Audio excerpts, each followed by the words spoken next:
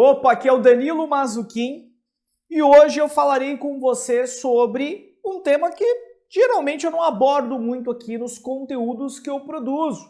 Geralmente a maioria dos conteúdos é voltado a Google Ads, é voltado a Google Orgânico e voltado à redação publicitária, que são minhas principais skills. Entretanto, eu gostaria de compartilhar com você os insights, os aprendizados que eu tive lendo Empresas Feitas para Vencer, de Jim Collins, tá? Esse é um best-seller, é um livro em que acredito muito que muitos empreendedores já tenham lido, independente do porte deste empreendedor. Entretanto, é um livro que, mesmo tendo sido lançado lá em 2001, ainda é muito atualizada a literatura do mesmo.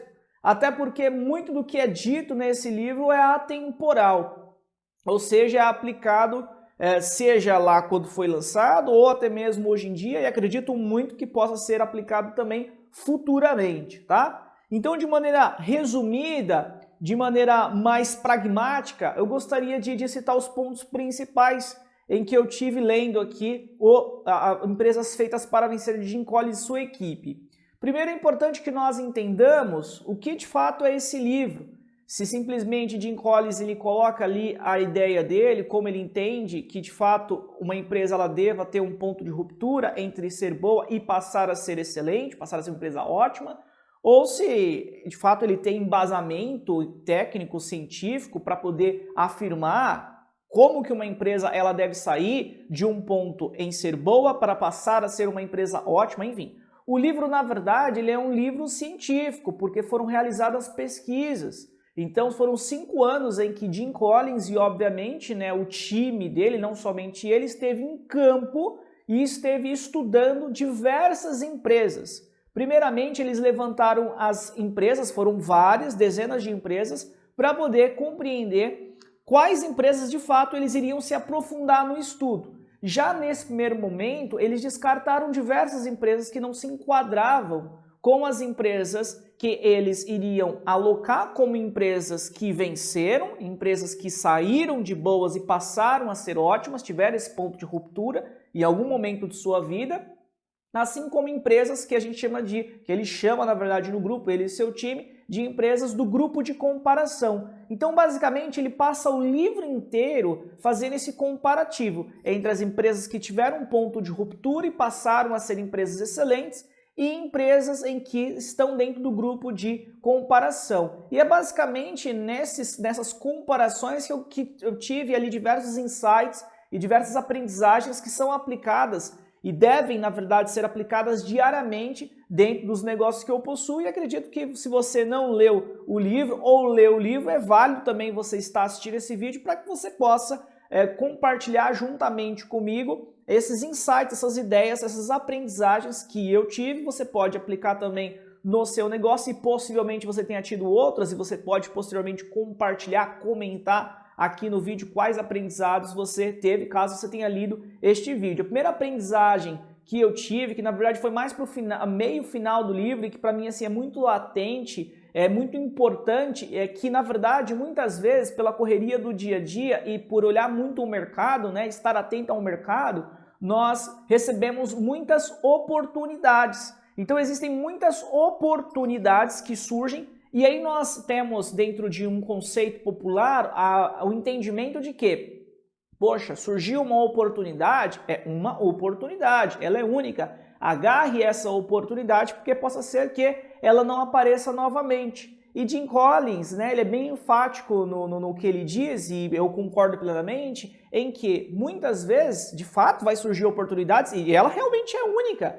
mas você deve dizer não para essa oportunidade. Você não deve agarrar essa oportunidade. E o Jim Collins, ele fala isso mais na metade, final do livro, justamente pelo fato de que existe um conceito para você poder entender se aquela oportunidade ela é satisfatória para o seu negócio, ela vai enriquecer de fato o seu negócio, ou se ela é talvez uma oportunidade que vai fazer com que o teu negócio fracasse ou diminuir a performance do seu negócio em si, que é o conceito de porco-espinho.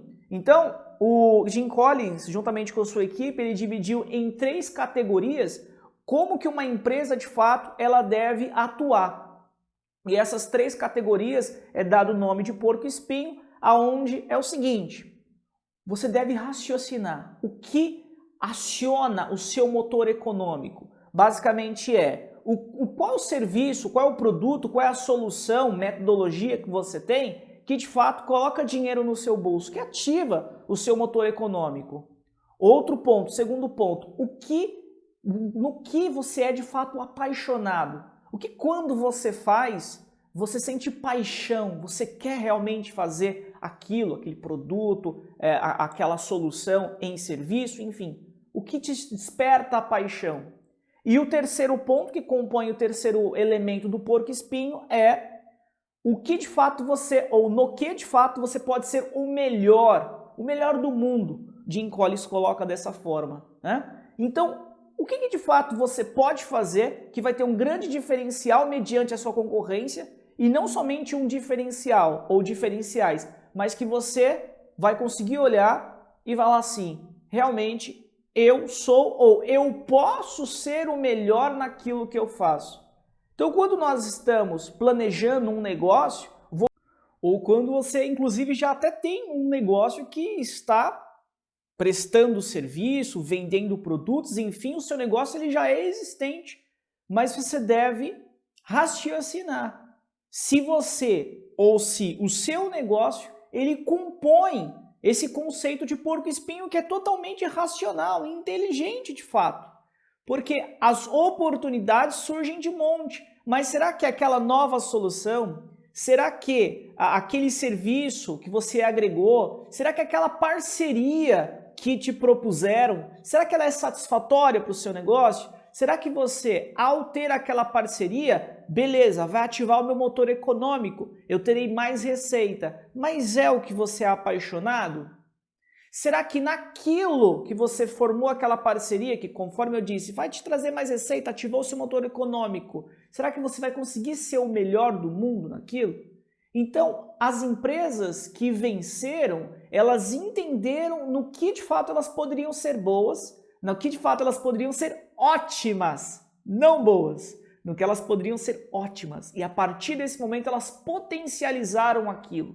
E elas acreditaram no conceito. E elas mantiveram o conceito mesmo em períodos em que seria difícil. Talvez eu, você, talvez nós tivéssemos decisões diferentes. Nós tivemos, por exemplo, uma bolha de tantas que nós tivemos, né? Mas que mudou muito o mercado, principalmente o mercado acionário, aonde foi a bolha das .com. Nessa época das .com, da bolha das .com, muitas empresas que estavam na bolsa de valores, essas empresas que atuavam fisicamente, não tinham associação com a internet, elas foram, entre aspas, ameaçadas. Porque de uma hora para outra começou-se a ter um burburinho muito grande de que você que investia em ter ações, né? Você tem ações, você deveria ter ações de empresas voltadas à internet, porque só existiria empresas de internet no futuro, enfim, ou que as empresas que são físicas, elas teriam uma perda de performance muito grande em todos os aspectos. E aí começaram a surgir diversas empresas de tecnologia, diversas empresas atuantes na internet. Jim Collins, inclusive, ele conta no livro que tinha empresas que, na verdade, o site mal estava feito, o site nem vendia ali online, era só um site de apresentação e já estava na bolsa de valores, já tinha tido IPO, né? já estava tendo investimento, um aporte financeiro.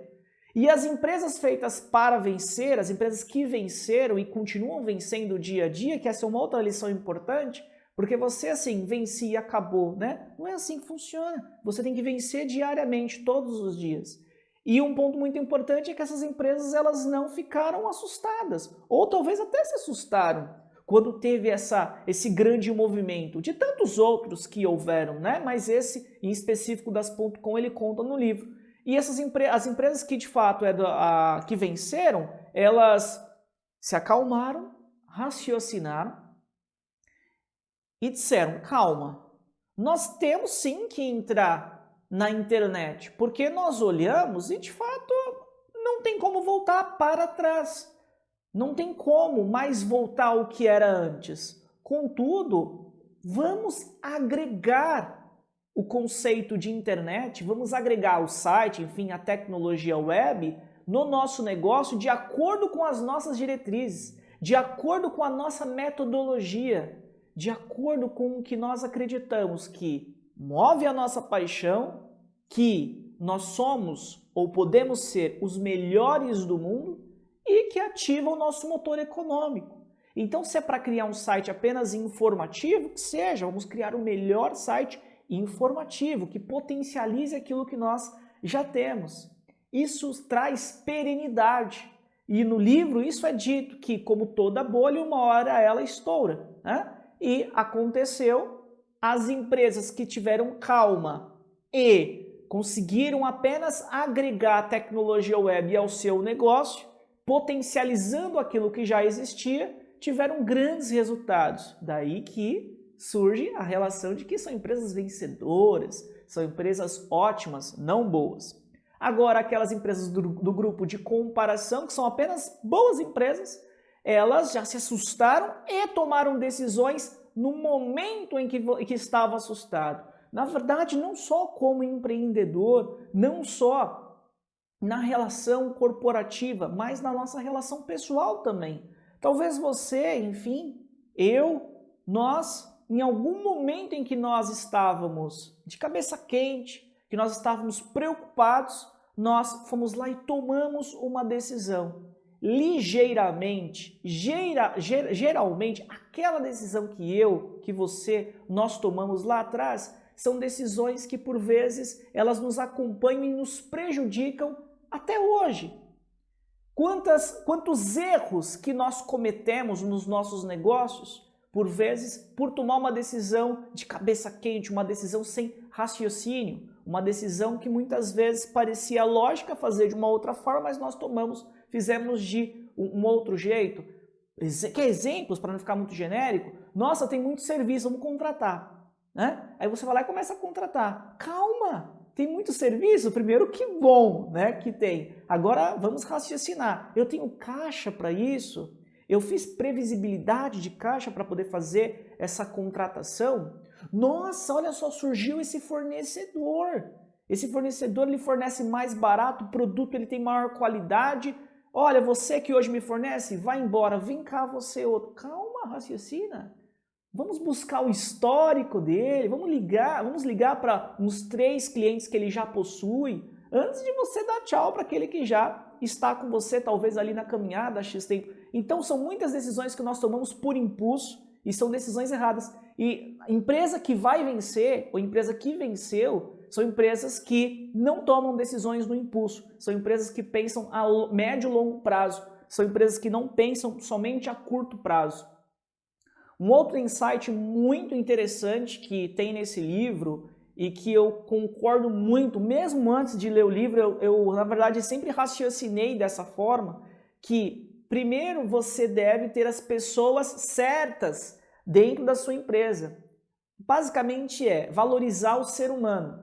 Jim Collins ele diz, primeiro quem, depois o quê. Basicamente o que ele está querendo dizer? O mais importante é o ser humano. São as pessoas que você coloca no seu negócio. Depois que você, amigo, colocou as pessoas certas, e quem são as pessoas certas? Não é somente aquela pessoa que você tem confiança. Nossa, eu tenho certeza que a fulana de tal, ou que o fulano de tal, ele nunca vai me trair. Não é só isso. Além disso, é aquela pessoa que tem qualidade. E nem também só é aquela pessoa. Não, ele bate meta, ela bate meta. É isso que eu preciso. Não tem que ser os dois aqui, né? Não tem que existir o extremismo. Quando você então consegue encontrar essas pessoas, você pode ter certeza que são essas pessoas que farão o seu negócio crescer. São essas pessoas que irão tirar o seu negócio de uma empresa, de um negócio que é bom, para um negócio excelente. Porque nós não fazemos nada sozinhos, essa é a grande questão. Então, valorizar o ser humano. Essas empresas feitas para vencer, Jim Collins diz que sempre teve uma cultura, né, tem uma cultura de trazer pessoas que estejam engajadas junto ao negócio. Então, criou toda uma metodologia para não errar na contratação. Você, por exemplo, que empreende, talvez, Quanto que você já gastou em rescisões de colaboradores? Será que você que empreende já teve algum processo trabalhista? Talvez você tenha ou esteja colocando as pessoas erradas para trabalhar com você. E a partir do momento que se coloca as pessoas certas, aí você tende a crescer. E quando ele diz primeiro quem, depois o que, ele está querendo dizer o seguinte: mesmo que você tenha a pessoa fazendo, a pessoa certa, fazendo a rotina errada, que seria o que, ela está no cargo errado, seja você colocou ela, por exemplo, nas vendas, mas ela tem mais skill, talvez, para uma área de produção, ou você colocou ela numa área de produção, mas ela tem, talvez, mais skill para estar fazendo atendimento ao cliente. A partir do momento que você tem a pessoa certa ou as pessoas certas, basta você depois raciocinar no que ou o que essa pessoa ela tem que fazer junto ao seu negócio. E você só realoca, colocando essas peças, essas pessoas, nos lugares que ela realmente deve estar, que ela vai conseguir se autorrealizar e potencializar o seu negócio. Então aqui nós falamos sobre a valorização do ser humano, que ela é muito importante de fato. Já as empresas do grupo de comparação são empresas que elas não focavam muito na questão de como contratar os colaboradores. Então não tinha uma cultura de contratação e de manutenção desses colaboradores. Assim como também as empresas do grupo de comparação, se comparado às empresas que venceram, tinha uma diferença muito grande a nível hierárquico entre os colaboradores. Uma das empresas, por exemplo, aqui, que é citada no livro, é dito que ela pegou boa parte do investimento dela, financeiro, para criar uma nova sede, né? Construir uma nova sede para os colaboradores, aonde os cargos de alta gerência, os cargos de liderança, eles tinham um espaço lindo, gigantesco, com espaço para jogar tênis, espaço para você poder jogar golfe, tudo isso para poder entreter os líderes, tudo isso para que os cargos da alta cúpula, né, de alta liderança, eles pudessem trabalhar e trabalhar felizes, tranquilos. Eu nem digo que isso é errado. O que é errado é o que eles fizeram com os demais. Então os demais ficavam, que seja ali num chão de fábrica, num espaço pequeno, sem ter benefícios, ou os benefícios que se tinham eram muito diferentes daqueles em que tinham os benefícios mais refinados, que é o cargo de que era alta cúpula. Então, o grupo de comparação, isso acontece muito nas empresas, né? Por isso que você tem muito mais empresas boas do que empresas excelentes. Não é só uma relação de benefício, é até na questão salarial também. Claro que eu não sou hipócrita aqui em dizer que talvez alguém que esteja trabalhando, não vou aqui falar sobre cargos, né? Mas que esteja trabalhando, entrou agora numa empresa, é uma pessoa que não tem experiência, que ainda vai entender o que é empresa, vai entender fazer realmente o trabalho da maneira como deve ser feito, bater metas, etc, etc. Essa pessoa não deve ganhar como uma outra que já esteja num cargo gerencial, que já esteja X anos na empresa, ou que tenha experiência de mercado, enfim. Claro que não, tem que existir diferença, mas você tem que conseguir proporcionar crescimento para este outro aqui. Até porque este que está aqui, uma hora, ele tem que crescer mais, ou simplesmente ele pode, o tempo ele passa, né? E se você quer uma empresa perene, você tem que conseguir fazer com que esse outro que está aqui mais abaixo, ele possa ir crescendo e que ele tenha motivação e ferramentas para isso. Agora, quando você coloca uma distância muito grande, é difícil, porque a pessoa ela fala, o colaborador ele pensa, é impossível, eu nunca vou conseguir chegar até ali. É como se hoje, por exemplo, eu falasse para você, puxa, vamos construir um avião. Para mim é totalmente impossível fazer a construção. Talvez para você, eu não sei qual que é a sua atividade diária, mas talvez também seja impossível. Mas se existir uma interface entre nós, se existir, por exemplo, um engenheiro de aviação e fizer a interface, com certeza vai conseguir elucidar como que se cria, como que se faz um projeto para poder criar esse avião. O que eu estou querendo dizer com isso? Você tem que criar mecanismos, ferramentas para que os seus colaboradores eles entendam que eles possam crescer, que eles, na verdade, não só possam, eles devem deixar claro um plano de carreira para estes. E um ponto muito importante que Jim Collins coloca também no livro, que é na questão de que as empresas que venceram e vencem diariamente, essas empresas, elas faziam totalmente o contrário, se comparado ao grupo de comparação, nessa relação de benefícios para a alta cúpula gerencial e os benefícios muito aquém para aqueles que trabalhavam em cargos mais operacionais. Na verdade, existe até um extremismo aqui no livro, quando o Jim Collins coloca que, às vezes, até as cadeiras dos gestores, né, de alta cúpula, elas até estavam rasgadas, desgastadas, que aí, de fato, até acho um exagero. Eu não comungo com essa visão, não comungo com essa ideia. Muito pelo contrário, acredito que não só da alta cúpula, mas de todos, o ambiente tem que estar agradável, até para você poder trabalhar mais feliz, enfim, tem diversos estudos que falam sobre isso. Mas as empresas que venceram, elas tinham, assim, uma visão, a partir do momento que elas tinham essa visão, se transformava numa governança, e essa governança ela era aplicada diariamente. Então, você tem que ter essências no seu negócio. No que de fato você acredita, crie uma governança, que talvez fosse sua visão, crie uma governança. Então eu sou uma empresa, por exemplo, que eu valorizo muito a relação de não gastar mais do que se deve gastar, de utilizar tudo, toda a matéria-prima, tudo em sua totalidade. Eu não aceito desperdício. Só que aí você propaga e você cria mecanismos, metodologia para que não exista desperdício no seu negócio. Imagina que você trabalha com, enfim, produção, etc. O meu negócio ele é muito pautado à veia de vendas. Nós somos muito voltados à venda. A venda tem que vender. Por mais que, se tiver, por exemplo, uma situação onde, puxa, se eu vender, se o meu time vender, atingir aquele ponto ali, fizer aquela venda, eu não vou conseguir dar conta da produção, eu não vou conseguir, eu não tenho profissionais suficientes para poder elaborar aquele projeto, etc. Mas como a minha veia ela é voltada ao comercial, eu vou vender e depois eu vou me virar ali para poder fazer a entrega e uma entrega satisfatória. A minha veia ela é voltada, a minha essência ela é voltada plenamente à qualidade. Então, enfim, você tem que deixar muito claro isso. Deixar claro para quem, Danilo? Primeiro, para você mesmo. Isso tem que estar exposto. Coloca num quadro quais são as suas essências, no que você acredita. E, posteriormente, traz isso para todos. Traz para todos que estão à sua volta, para os seus colaboradores, principalmente, para aqueles que estão em cargos de autogerenciamento. Enfim, então são diversos insights, diversas aprendizagens que o livro Empresas Feitas para Vencer traz para nós, onde eu poderia citar diversos outros aqui, mas esses para mim foram os principais. E aí eu pergunto, se você já leu, quais foram os principais para você?